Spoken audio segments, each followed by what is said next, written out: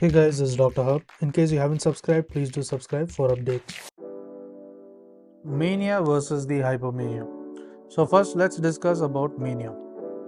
So in terms of mania, the symptom starts at least 1 week. So symptoms for at least 1 week. So 1 week of symptoms are present.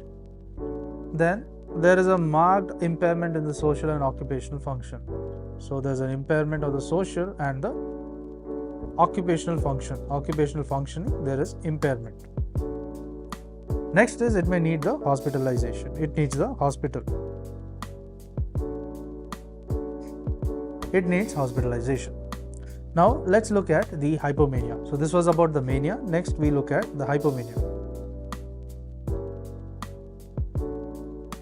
So in terms of hypomania, the symptoms it lasts for at least 4 days.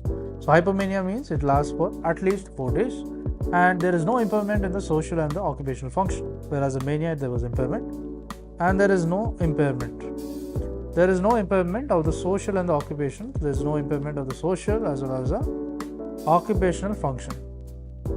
Next is the mania, it requires hospitalization, whereas a hypomania, there is no hospitalization. There is no need for hospitalization.